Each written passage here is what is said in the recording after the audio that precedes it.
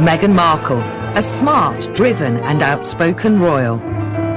Meghan, the Duchess of Sussex, is a tour de force. On her 40th birthday, she has worked her way really from the bottom all the way up.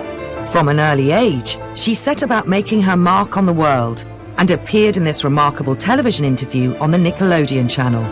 Write letters and send them to the right people, and you can really make a difference.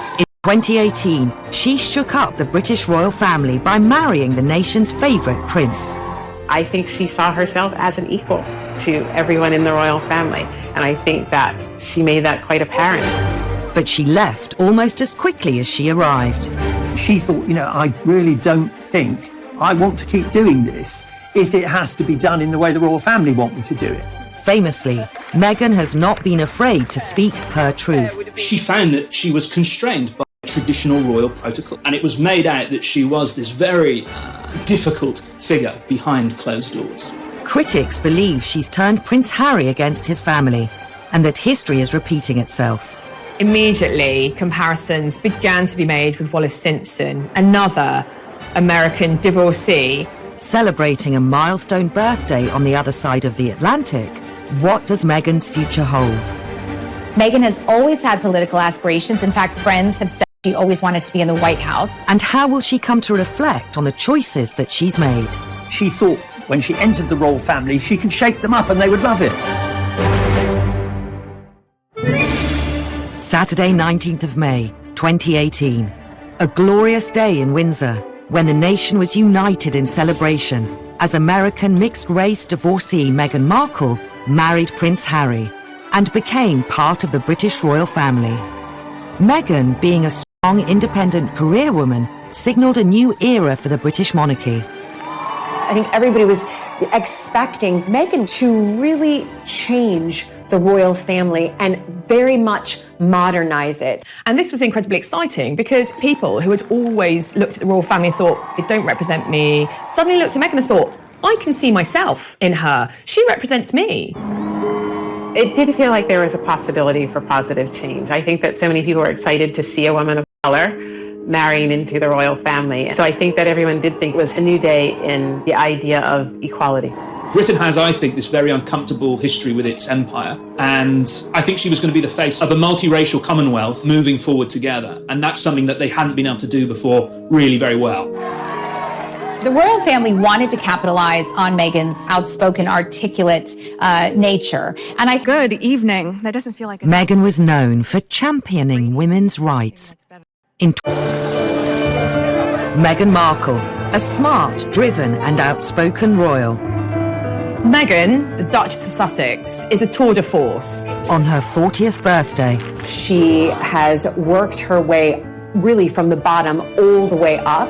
From an early age, she set about making her mark on the world and appeared in this remarkable television interview on the Nickelodeon channel. Write letters and send them to the right people, and you can really make a difference. In 2018, she shook up the British royal family by marrying the nation's favourite prince. I think she saw herself as an equal to everyone in the royal family, and I think that she made that quite apparent. But she left almost as quickly as she arrived. She thought, I really don't think I want to keep doing this if it has to be done in the way the royal family want me to do it. Famously, Meghan has not been afraid to speak her truth. She found that she was constrained by traditional royal protocol, and it was made out that she was this very difficult figure behind closed doors. Critics believe she's turned Prince Harry against his family, and that history is repeating itself. Immediately, comparisons began to be made with Wallis Simpson, another American divorcee. Celebrating a milestone birthday on the other side of the Atlantic, what does Meghan's future hold? Meghan has always had political aspirations. In fact, friends have said she always wanted to be in the White House. And how will she come to reflect on the choices that she's made? She thought when she entered the royal family, she could shake them up and they would love it. Saturday, 19th of May, 2018. A glorious day in Windsor, when the nation was united in celebration as American mixed-race divorcee Meghan Markle married Prince Harry and became part of the British royal family. Meghan, being a Strong, independent career woman signalled a new era for the British monarchy. I think everybody was expecting Meghan to really change the royal family and very much modernize it. And this was incredibly exciting because people who had always looked at the royal family and thought, they don't represent me, suddenly looked at Meghan and thought, I can see myself in her. She represents me. It did feel like there was a possibility for positive change. I think that so many people were excited to see a woman of color marrying into the royal family. So I think that everyone did think it was a new day in the idea of equality. Britain has, I think, this very uncomfortable history with its empire. And I think she was going to be the face of a multiracial Commonwealth moving forward together. And that's something that they hadn't been able to do before really very well. The royal family wanted to capitalize on Meghan's outspoken, articulate nature. And Good evening. That doesn't feel like Meghan was known for championing women's rights. In 2015, she became a UN advocate. And when she appeared at their women's conference in New York, she gave a rousing speech. I am proud to be a woman and a feminist. After she joined the royal family, the palace was quick to acknowledge this, and Meghan was allowed to declare herself a proud feminist on the official royal website. The royal family were very pleased that they could present Meghan as an ardent feminist because it looked really good for the royal family. It soon backfired. The thing is, this was someone who wanted to be a feminist on her own terms. She was a maverick, and it's very difficult to be a maverick in the royal family. I think all those positive attributes that Meghan has meant she was not willing to listen and she was not willing to learn. She wanted to do everything herself. Within just 18 months of the wedding in May 2018, Meghan's independent and outspoken nature, that was once championed by the monarchy, had seriously clashed with its protocol. And by January 2020, she had left both the royal family and the country, taking Prince Harry with her. It always was going to be a difficult transition to become a member of the royal family where you can't speak your opinion. Where once she united people by joining the royal family, Meghan's choice to quit along with Harry seemed to divide the nation. It all becomes very personal. It's all about Meghan the diva. Meghan wanting things her way or no way.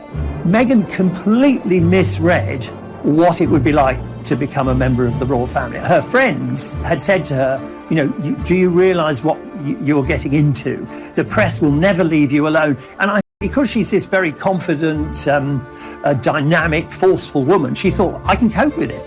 Meghan's decision to air her grievances to Oprah Winfrey added fuel to the fire. You really are having a baby.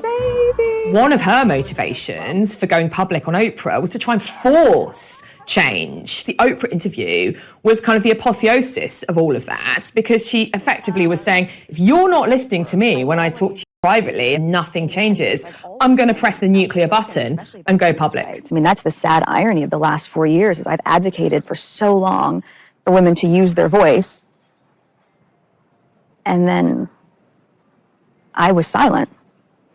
Were you silent or were you silenced? Any of us imagine Camilla or Kate saying, I'm going to give you my truth. It's just a grandiose way of saying my opinion. What's very interesting to me is the reception of Meghan in the US versus the UK. The Oprah Winfrey interview had public support from people like Beyonce and Joe Biden, the president, to say he supported it. Americans perceive Meghan Markle as a victim of racism. And Brits perceive Meghan Markle as a climber, as a narcissist, as almost a kidnapper of Prince Harry. The frank interview with Oprah revealed a number of reasons why Meghan had decided to leave the royal family with Harry. So were you thinking of harming yourself? Were you having suicidal thoughts? Yes, this was very, very clear. Wow. Very clear and very scary. And, I didn't know who to even turn to in that. When she talked about the fact that she had suicidal ideations, the pressure had got so bad that she felt she couldn't go on anymore. When she was pregnant with her firstborn child, I mean, that's just horrendous to be in that place where you just feel You cannot go on anymore. I felt very, very sorry for her. I think that she felt it was an opportunity for her to not only share that with the world, but perhaps her hopes were that the royal family was also listening. I think she was hoping for an apology. I think she was hoping they would phone and say, look, I'm really sorry. We now see that we pushed you too far. We should have behaved differently. We should have sat down as a family and discussed your mental health issues. I think she was horrified afterwards that the reaction was so negative from the family and that they didn't respond in the way that she wanted. The interview with Oprah seemed to leave little room for reconciliation with the royals. I think the amount that you expose yourself, people think of you as calculated. And being calculated, particularly the position she's in, is not necessarily, I think, a bad thing. Opening these conversations, having this discussion, I think the royal family has had a wake-up call. Certainly it's going to change the way things are done in future. I can be absolutely assured that the next time someone within the family has a mental health crisis, they will have everyone's attention. Turning 40 is a landmark for Meghan, as she capitalizes on her freedom to voice her truth, uncoupled from royal protocol. But her determination to speak out was forged at an early age when she took on one of America's corporate giants. Perhaps this was always a sign that Meghan would be a very different kind of royal. Gloves are coming off. Women are fighting greasy pots and pans with Ivory Clear. 11-year-old Meghan was alarmed when she saw this. She was like, hang on a sec, that's not fair. Men do the washing up too. For Meghan, that was so significant.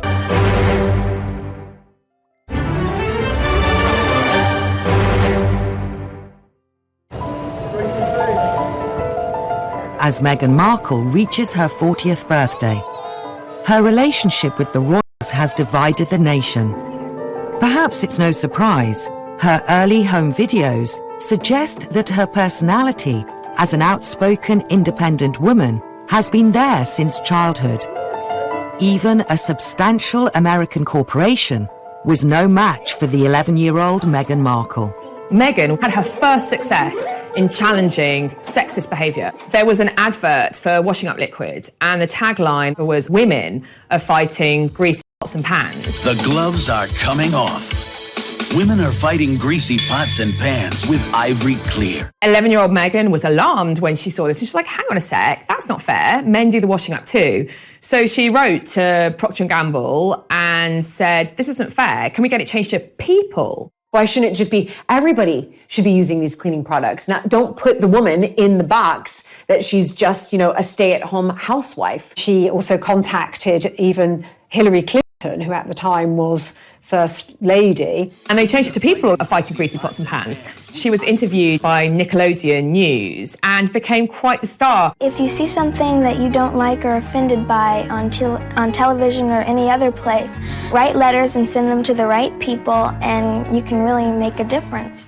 You can kind of see her, like the first kind of taste for stardom, maybe. I mean, although you look at her and she's just such a really serious, solemn schoolgirl who is standing up for what she thought right. And I think that shaped a young Meghan to become the woman that she is now, someone who is used to getting what she wants, someone who is used to speaking out for what's wrong and speaking up for what's right. For Meghan, that was so significant. She thought, I'm a little girl, nobody knows who I am, and the world has changed as a result of my actions. That has stamped her for life. Meghan was born Rachel Meghan Markle on the 4th of August, 1981. And she grew up in Los Angeles with her mother Doria and father Thomas. Both parents were influential in moulding Meghan into the determined woman she is today. But it was her mother who had the most impact. Doria was quite free-spirited, was also a very practiced yoga teacher, as well as a social worker. And so that kind of ethos of helping others was manifest from Meghan in an early age. Doria pushed this idea from Meghan's earliest years that you can do, if you believe in yourself and you work hard and you're really determined, you can do whatever you want. Principle for Meghan's whole life. But the American dream of being able to achieve anything you want is not top of the priority list for the British royal family, which brought Meghan into conflict with them. You can't really be anything you want to be or do anything you want to do or say anything you want to say. Your duty is to the Queen. And I think that's very difficult for somebody like Meghan to switch that American dream, if you like, off and be told, right, so now you just have to do what we say. Difficult. As she grew older, Meghan's nature was shaped more and more by her experiences of the world.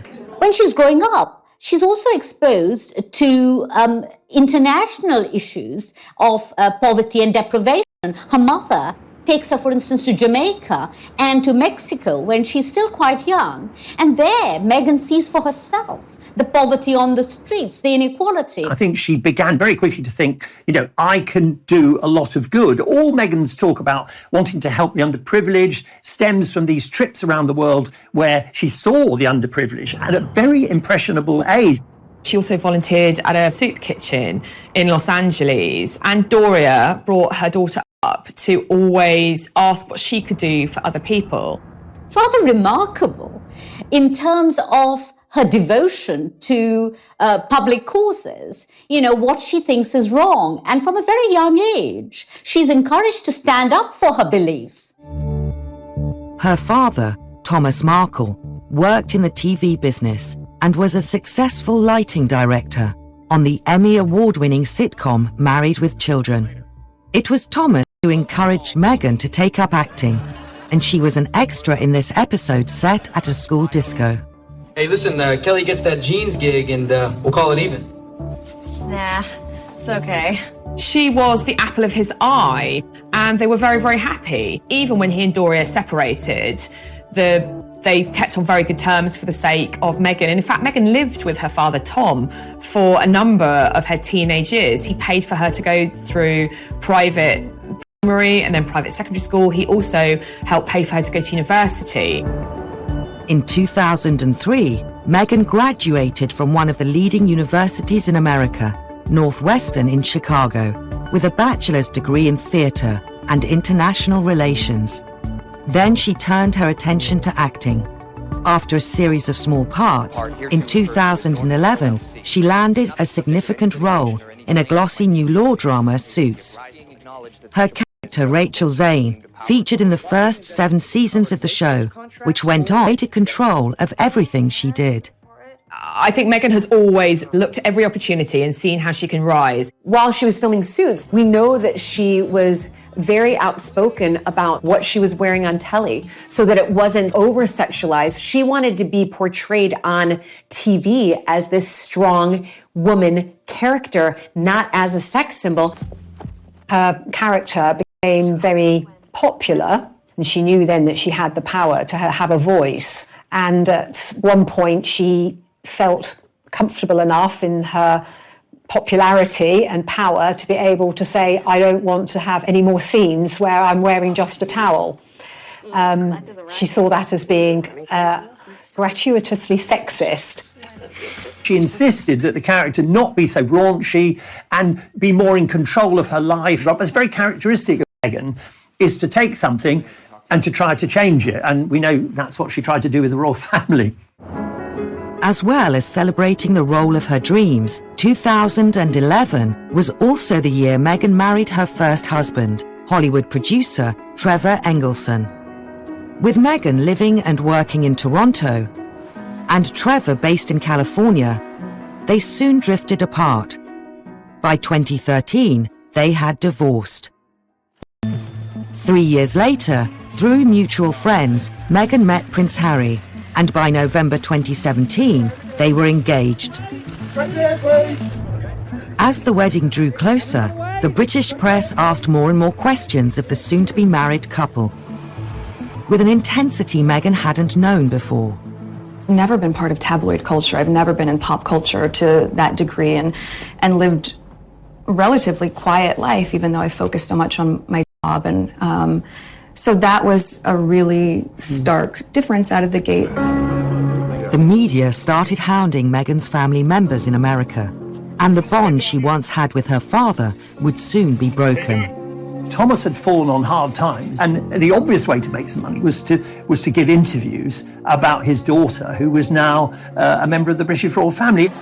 He had been asked not to take part in any press interviews, but And he went against her wishes and did so. But it was Thomas Markle's decision to collaborate with a journalist that caused the biggest controversy. Thomas Markle fakes these photographs of him studying the history of Britain and the royal family, and it was all staged. And can you imagine, you're over here without your family, expecting them to come over for the wedding, and in the meantime, they're making money.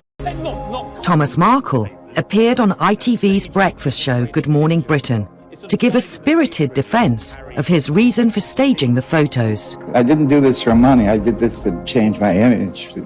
For one whole year, I was presented as a hermit living and hiding out in Mexico. I was looking to change my image. And obviously that was a mistake. It went wrong. He probably didn't really understand what he was doing. He probably didn't know that much about royal protocol. And he's an American, totally different mindset.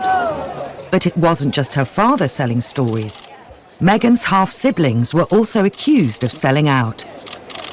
Her half-sister Samantha took a more brash approach when she appeared on Good Morning Britain. Let's face it, we all have to survive. Money makes the world go round. So if you want to call that cashing in, that's fine. And then you see them going on one newscast after another. I mean, imagine, rather than the celebrations of, the lead up to the wedding, it was all about her family members attacking her. It's very, very difficult to have people turn on you and the negative things being said about you. So I feel very sorry for her. And I think that's a very tough road to be in, because you expect your parents to be supportive of you and to be your rocks rather than to be your detractors. It was reported that Meghan felt betrayed. It's also believed that she has not spoken to her father or siblings since. Her mother Doria was the only family member to attend the wedding. Harry famously said, now she has the family she never had, which caused great upset with the Markles at the time, not surprisingly. Regardless of her family troubles, after the wedding, Meghan settled into royal life. But it wasn't long before stories emerged of conflict in her new family. It's not given that just because you're sisters-in-law, you have to be singing from the same hymn sheet. The cracks began to show because they are very, very different.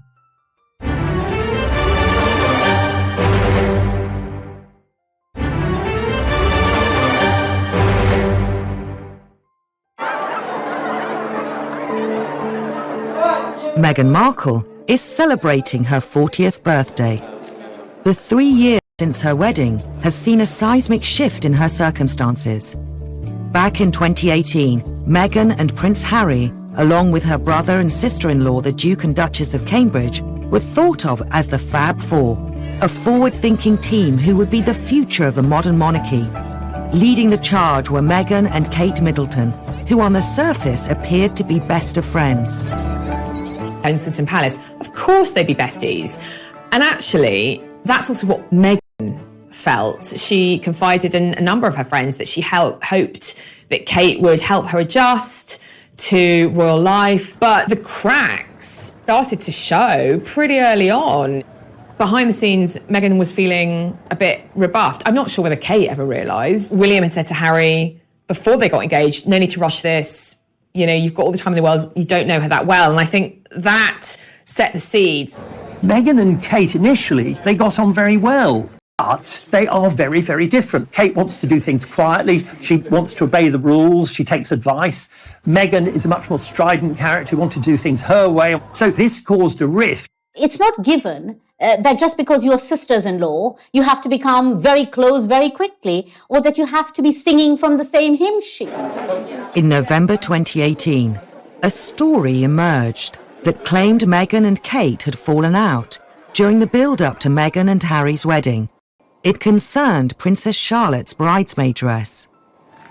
The story of Charlotte's bridesmaid dress, Meghan's wedding, is a very interesting one. We know that it was given out initially that Meghan had made Kate cry. Catherine had tried to have some influence on the bridesmaid's dress. Meghan didn't like this. Meghan made Catherine cry. Then, when we got to the point where Meghan was giving her interview to Oprah, we discovered The opposite's true, that in fact it was Kate who upset Meghan. It wasn't long before the press started to pick up on their differences. Meghan became increasingly agitated by the headlines she was getting. It was almost as if the British tabloid press was really pitting Meghan against Kate. There were quite sexist portrayals and sexist descriptions of her as well, especially in contrast with the Duchess of Cambridge, Catherine.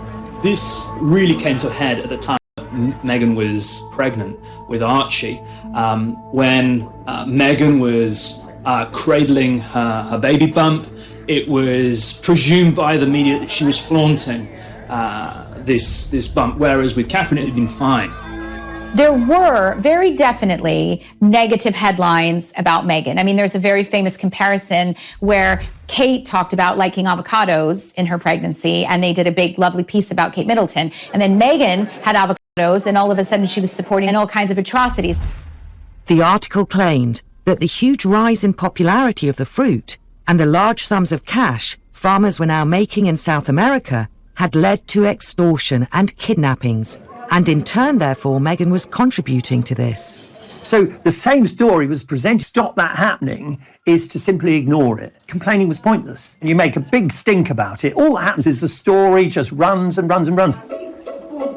Despite the negative headlines, Meghan's passion for helping others was making headway with the public. In the early stages of her time as a British royal, it seemed that the public really warmed to her. The fact that she was doing things differently, that she lent the royal family a new edge in its relations with the greater British population. For example, we saw this after the Grenfell Tower fire, where she, alongside women that were affected by that disaster, released a cookbook to raise money for the victims of the fire. She brought a certain magic to her public appearances. Meghan's campaigning for the underprivileged, especially for girls and women in countries where girls and women are either oppressed or neglected, I think being a member of the royal family, it was a natural fit for her. I think we did have a moment where, right, okay, she's settled in. She's wearing the stockings. She's laughing with the Queen. She's putting her best foot forward, and great. The dust seems to be settling. But the criticism in the press resurfaced, with accusations of diva-like behaviour and flouting royal etiquette. Initially, it was for relatively harmless, very small things. For example, she broke protocol by walking ahead of Harry at one event. It was almost as if everything that Meghan did was magnified to the point that if she opened up a car door for herself, it was like, oh my gosh, she's a real feminist. She's not following royal protocol and having somebody else open the door for her. She would have thought, well, these are just stuffy little pointless rules that the royal family have. She'd have just thought, well, why can't I open my own car door? What on earth's this thing to make a fuss about? In some ways, Meghan's wish or insistence to do things her own way highlighted how stuffy and out of touch the royal family are. She found that she was constrained by traditional royal protocol and that she couldn't do things in the way that she'd hoped to. And it was made out that she was this very difficult figure behind closed doors. So I think it was the perception around it of this American go-getter, self-sufficient feminist coming over here and doing things the way that she's always been used to. And that was perceived as aggressive. Information began to trickle out that she wasn't towing the line. The fact that she wanted to do things differently was causing problems for the royal family. She didn't want to obey the rules. And I think she came across sometimes, and this is increasingly true, striking to come into the class situation of Britain and to see how firmly entrenched it is. And I imagine that it must have been quite shocking for Meghan, because I think as a black woman, you don't think anyone is above your station. Meghan was then accused of getting involved in politics, a move frowned upon in royal circles. We see how Meghan, both in Fiji, for instance, as well as in Wellington, New Zealand, rubs shoulders with politicians like the New Zealand Prime Minister, and she talks about women's empowerment, and she talks about women's suffrage. Of course, royals traditionally never do that. I think it began to go wrong when Meghan made it clear that there was a political element to her interest. And I think that began to make people feel in the royal family that she was perhaps, just going a bit too far, because they just don't want to politicise these things, because traditionally, and quite rightly, the royal family has stayed out of the political arena. Some of the stories written about her couldn't have been further from the truth. They presented this story as a rags to riches story. Meghan, like Cinderella, had started off at this terrible place, and now she was living in a palace in London. And Meghan quite rightly complained and said, actually, Compton was about 15 miles from where she really grew up. She grew up in a middle-class suburb. And so she said that, this had racist overtones, because it was suggesting that, the black gangland area of Los Angeles was where she started life. There was nothing discreet about this characterisation. And so she had to navigate what was a racialised coverage of her public image. The British tabloid media's characterisation of Meghan, the headline, Meghan straight out of Compton, was overtly racist in its description. Despite the negative press coverage, throughout the winter of 2018 and early 2019, Meghan was still well thought of by the public. On the 6th of May that year, Meghan and Harry's son Archie was born. I think Archie's birth was the real turning point in terms of Meghan's popularity. Royal protocol is such that the couple would let the British press know when Meghan went into labor. That is what's always been done because it's newsworthy. And they would have an idea of when the baby was born. They would have a name and hopefully a photo call. Meghan instead went into labor. She went to the private hospital. The press was not notified of anything until the baby was actually safely delivered and they were resting at home. Past precedent has been for royal mothers to pose with their newborn babies was not to give birth there and instead went to the Portland hospital. But the public still hoped to see a photo.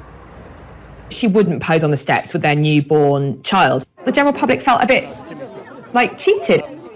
This was expected, and when it wasn't given, I think that's when a real uproar started as far as, well, wait a minute, we're paying for your lifestyle. All we want is a picture of your baby. What really irritated the British public was the public had just funded an enormous renovation of Frogmore Cottage for the couple. Through taxpayer money, it was like £2 million to renovate their home, and they weren't even entitled to know about the birth until it was done. Meghan says she was never asked for a photo when they left the hospital. But 2 days after giving birth, the world did finally get to meet baby Archie. I don't think they made a mistake in not giving the public what they wanted at that time, because, of course, once people got to see the baby, they were happy. And in the end, isn't that really what matters? He has the sweetest temperament. He's really calm and... he gets that from It was a very intimate, tender scene, but it wasn't what the British public expected. And in some respects, the media really emphasised that Harry and Meghan aren't playing ball, that they're not doing things as expected. It was another example of Meghan choosing to follow her own path instead of royal tradition. Meghan enjoyed a respite from criticism in September 2019 when she took Archie on the royal tour of South Africa. Meghan and Harry have a remarkably successful visit with Archie to South Africa. And of course, they famously meet Archbishop Desmond Tutu on that visit. And on many occasions, Meghan, is allowed to do her own thing, to go and meet women in the townships and talk about violence against women. It did produce far more positive press coverage. We were able to see Meghan, as it were, at her best. Meghan stood on a tree stump and gave really quite a powerful speech. I am here with you as a mother, as a wife, as a woman of color, and as your sister. Here she was saying, yes, I might have married into the most famous and wealthy family in the world, but I'm still one of you. She wasn't being too political, but she was using her own experience to say, I want to be your figurehead and I want to be here to help. Behind the scenes, Meghan seemed to be unhappy.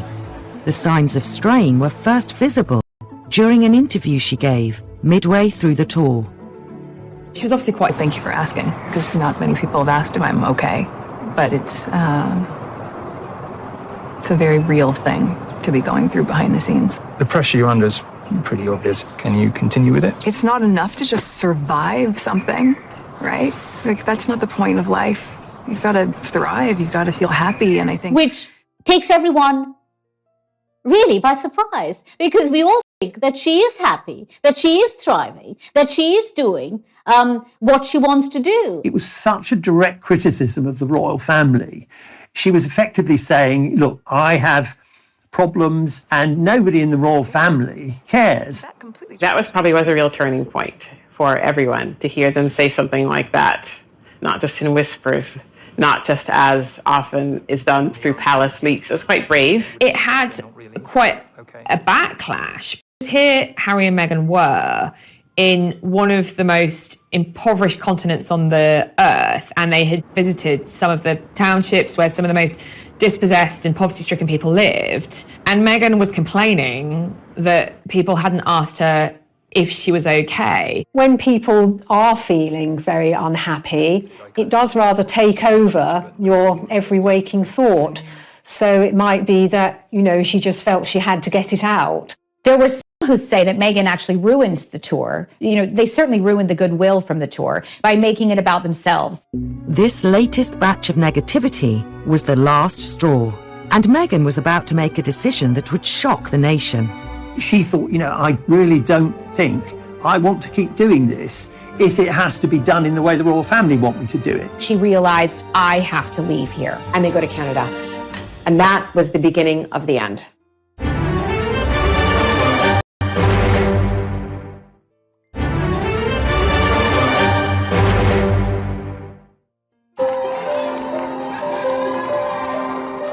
When it became clear that Meghan's personality might not be compatible with the British royal family, her only option seemed to be a break with tradition.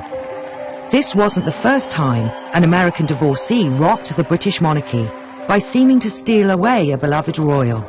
The appearance of Wallis Simpson on the arm of King Edward VIII in the 1930s led to his abdication, as he chose love over duty. Royal watchers believe that Meghan's relationship with Harry could be a case of history repeating itself. When an American divorcee arrived on the royal scene in the 21st century, immediately comparisons began to be made with Wallis Simpson, another American twice divorced by the time she married Edward VIII. And Wallis... Mrs. Simpson became notorious as the femme fatale who swooped in and deprived the nation of a popular king. Is it fair to compare her with Meghan, or are the only parallels their nationality and marital status? Both women were very strong-minded, and both women had the unadulterated adoration of their husbands. They had this distinctive modern style, which sort of sets them apart from other members of the royal family. And, most of all, it's clear that in the case of Harry and in the case of Edward VIII, these British royals have fallen desperately in love with these American women. There's a real sort of storm of interest around the two relationships, partly because of this sort of dynamic quality to them. Mrs. Simpson was a strong, dominant woman who gave Edward VIII everything his mother hadn't given him. He was vulnerable just as Harry's vulnerable. If a man who's not very decisive meets a very decisive woman, or the other way round, they often get on very well because one makes the decisions and the other one goes along with it. So Meghan and Harry, they work because Harry is quite a vulnerable person. He's only lived in this gilded cage. He's not very worldly. Meghan makes things happen. Meghan makes the decisions. Even Harry said, famously, what Meghan wants, Meghan gets. That's, as it were, coming from the horse's mouth.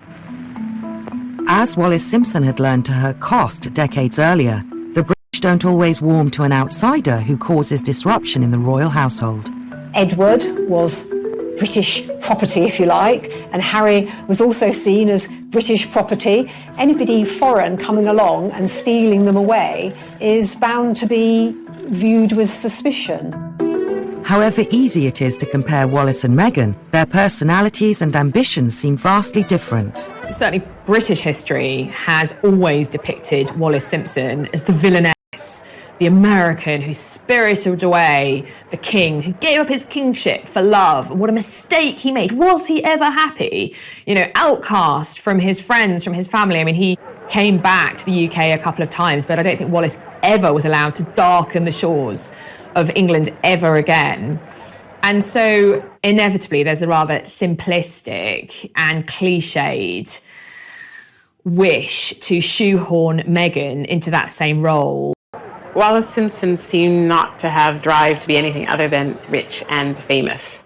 And I feel that Meghan wanted to work.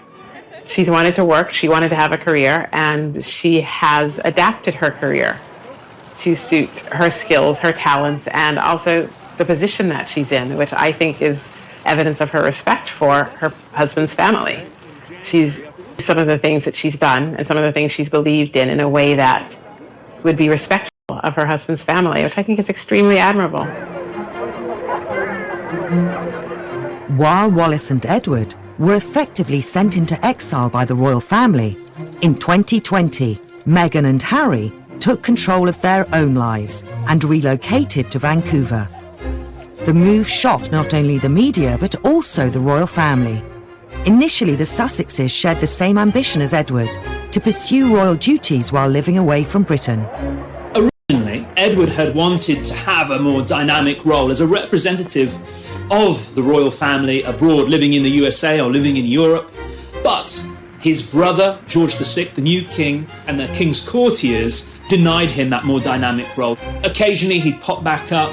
He'd write a series of newspaper articles talking about his earlier life, talking about the abdication crisis. That made him a bit of money, and then he sort of disappeared again. In the case of Harry and Meghan, they now exist on the periphery of the wider royal family, and yet they've embraced new dynamic roles. They want to do things for themselves. They want to make their own money. They want to embrace new philanthropic opportunities and promote new causes. At first, moving to Canada seemed perfect. It was familiar to Meghan from her years filming Suits, and as part of the Commonwealth, it was an ideal place to represent the royal family. One of the reasons that Meghan and Harry first went to Canada is because it's a Commonwealth country. And remember, when they were in Canada, this is when the negotiations were starting. Right, we're in a Commonwealth country. We want to make this work. We want our privacy, but at the same time, we want to become financially independent. But we can still serve the Queen and do our duty to the Queen by staying in a Commonwealth country.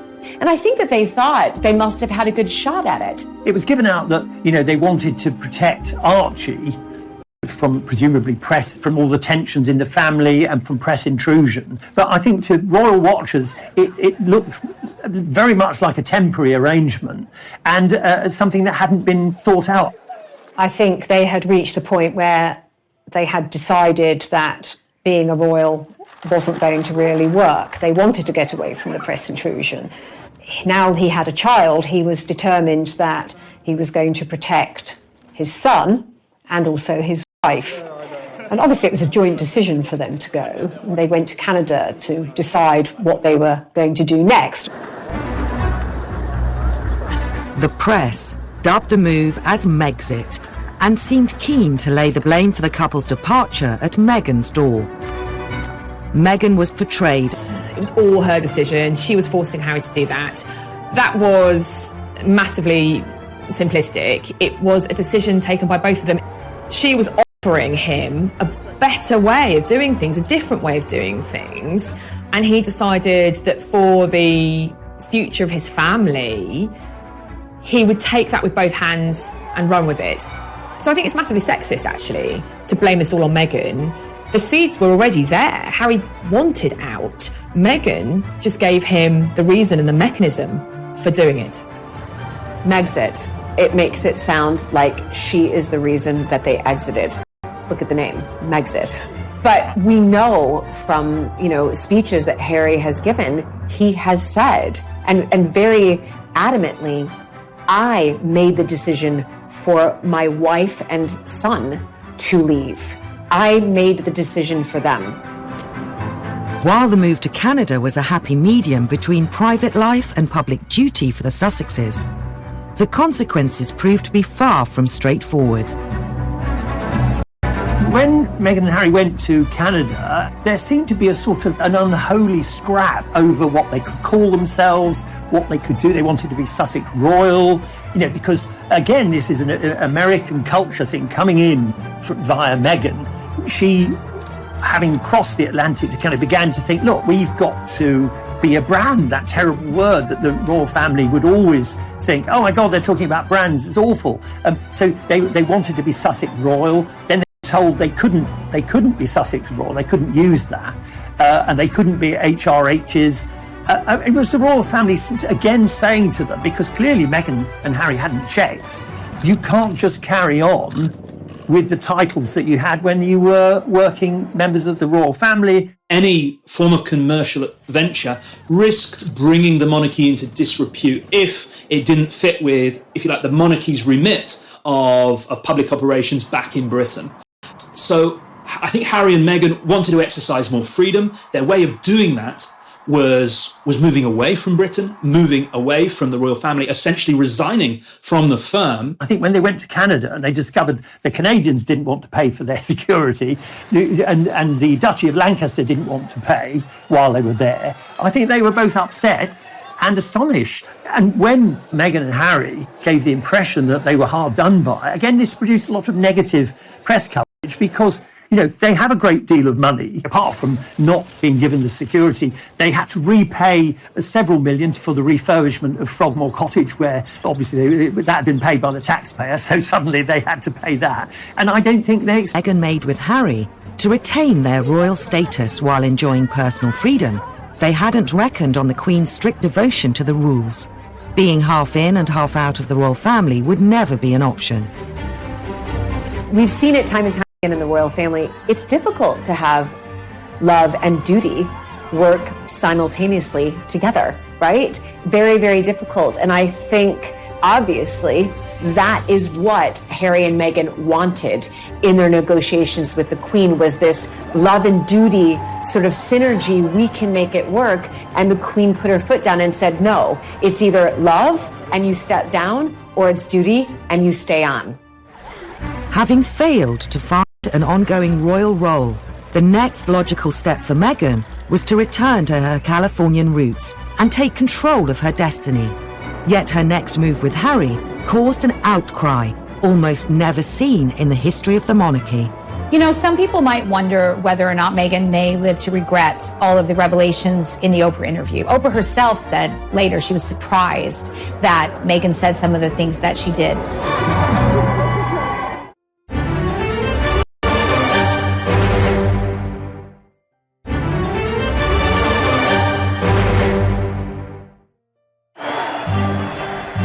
After a few short, turbulent months in Canada, it was time for the Sussexes to regroup and start again.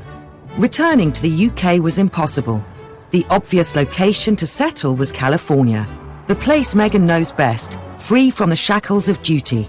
Here she could use all her contacts and media know-how to turn the Sussexes from exiled royals into a successful and profitable brand.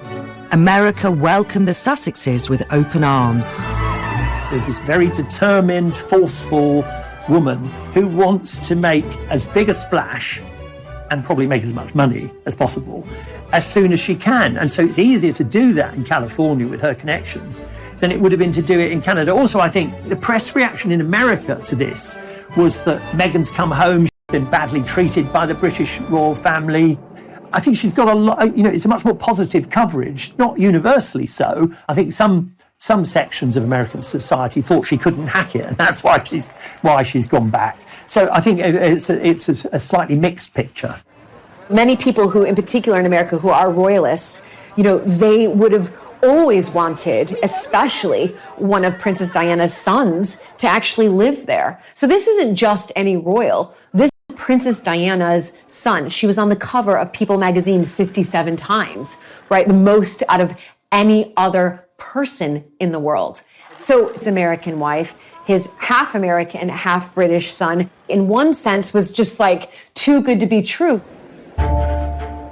No time was wasted in striking new deals and branching out into previously forbidden territory. But they now faced competition from the myriad of Hollywood A-listers with causes to promote. So Meghan and Harry have been busy since they moved to California. They've struck a number of deals. We know Netflix, they had a podcast, a deal with Spotify. Meghan's had a children's book released. Harry's taken on a job in mental health, sort of coaching at a big startup in the Silicon Valley. They have done a lot of things. However, none of them will ever have the attention of the world the way, say, their tour of South Africa did, the way, say, their wedding did. They will not be meeting with of state. They will not be having a global platform from which to have a voice. Yes, they have a charitable foundation, but so do a lot of celebrities. And they're now celebrities. There is no way that they won't have keenly felt the difference between being a celebrity and being a royal. They're not in the same league. The glare of publicity was still firmly trained on the former royals, at a level far greater than Meghan would have experienced during her acting career. Because of the royal brand, they can get all these multi-million-dollar deals. But the problem with that is that they have to keep reminding everyone that they're royal. And to do so, that means giving more and more away. They have to talk about more private moments. Harry and Meghan have consistently argued that they don't have sufficient privacy, that their lives are difficult and burdensome because of the glare of the media's limelight. Then they go to the US. This narrative continues until they suddenly open up about everything by agreeing to an interview with Oprah Winfrey. And suddenly this idea of privacy completely goes out of the window. They are instead opening up very publicly, in the most public of fora, knowing that millions of people around the world are going to tune in to see and get a glimpse of the inside story behind Harry and Meghan's separation from the House of Windsor. Any hope of living a quiet life ended in March 2021. In the now infamous Oprah Winfrey interview, Meghan made shocking claims of being silenced by the royal institution. There was something Oprah said which I found absolutely astonishing in the interview. She asked Meghan, were you silent or were you silenced? Were you told to keep silent? How were you told to handle tabloids or gossip? Were you told to say nothing? Everyone in my world was given very clear directive from the moment the world knew Harry and I were dating. But what I want to say about that is anyone who knows anything about the royal history, all the royals are silenced. None of them can say what they think. They can't go meet some head of state and then later say, I didn't like him. They're all silenced. That's why they're here. That's why they're in power. That's why they never got beheaded. They're all silenced, all of them. So for Meghan to be silenced is no different than how Prince William is silenced. Why is it okay for them not to be able to express an opinion, but not for her? It's difficult to really pinpoint why they did it. But I think one of the main reasons that most people can agree on is that they're angry. They're angry at the royal family and how Meghan was treated. And that's all coming out even after the Oprah interview.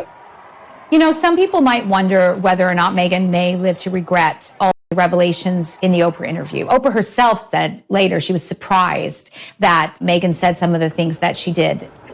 I think the problem for Meghan was she was angry, she's upset. I think she thought when she entered the royal family, she could shake them up and they would love it. They would do things Meghan's way. And when that didn't happen, and she came up against what she sees as the forces of reaction, it made her so upset that that interview was her way. And I think it was the only way she could see to get her revenge and put the case as she saw it. I think later on she'll think, I shouldn't have burnt my bridges to that extent. I mean, don't forget, the only member of family that she really sees is her mother, Doria. She doesn't see any of her father's family.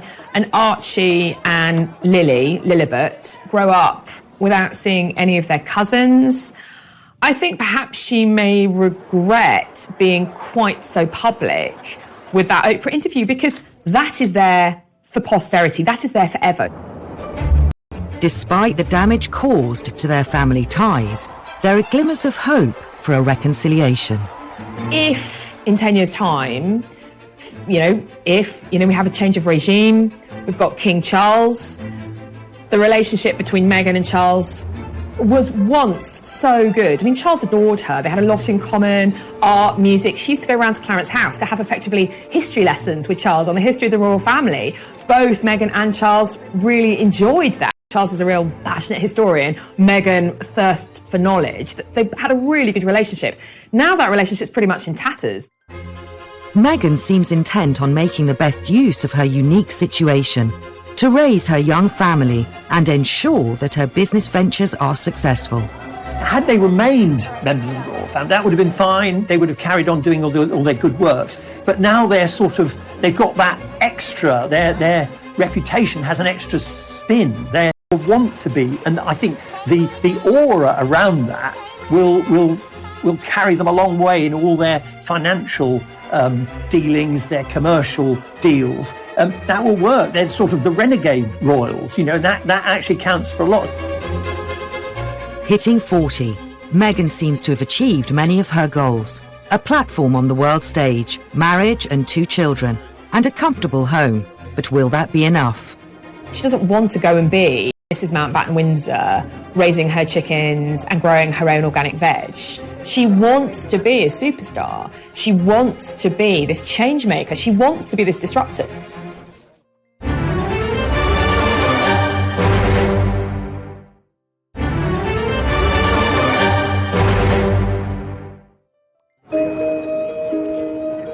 Now 40, Meghan's impact on the way we view the royal family remains a topic of intense scrutiny. Recent royal events mean there could be opportunities to reconcile the Sussexes with the Windsors. Since the death of Prince Philip, there has been a lot of media speculation, as we might have expected, about whether there could be some form of reconciliation between the Sussexes on the one hand and the rest of the family. And we kind of got a flavour of that when Harry travelled back to Britain for his grandfather's funeral. And we saw something very similar with the recent birth of Harry and Meghan's second child, Lilibet. Whether that happy family event might be the opportunity, might provide the window for some form of reconciliation. As yet, the jury is out. Meghan's royal in-laws aren't the only people with whom relations are strained. Given the emphasis that Meghan and Harry have always placed on the importance of a loving family structure, I think it's really unfortunate that Meghan's own relationships, particularly with her father and his side of the family, seem to have really broken down. But there is some hope now that she is back home, as it were, in California, and he's not too far away physically, that after the pandemic, maybe the two can meet and try and make their relationship work. If not for themselves, then certainly for both Lilibet and Archie.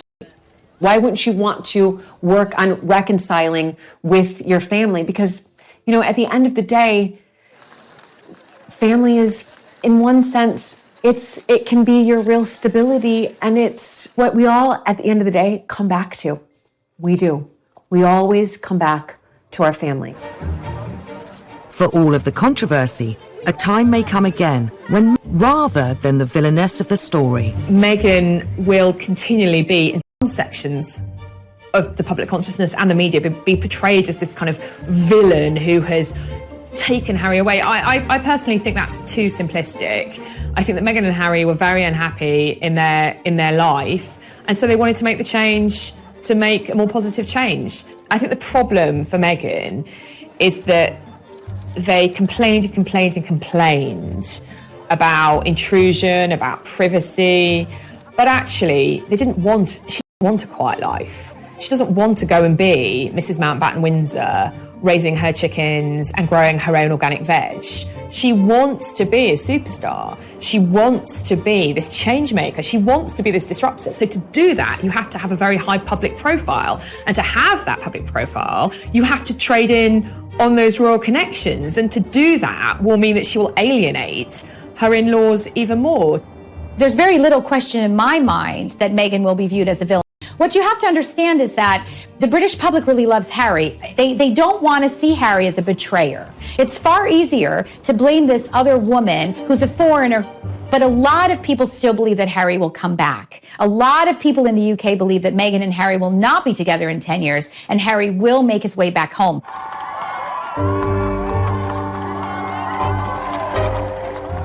It seems clear that Meghan has shown Harry a way to achieve an independence he could never have as part of the royal family, even if he risks the same fate as Edward VIII. Meghan has given Harry the sort of freedom he probably never imagined that he would be able to enjoy. But I think when the novelty wears off and he realises that, as his great-great-uncle Edward VIII realised, that he will be a lost soul.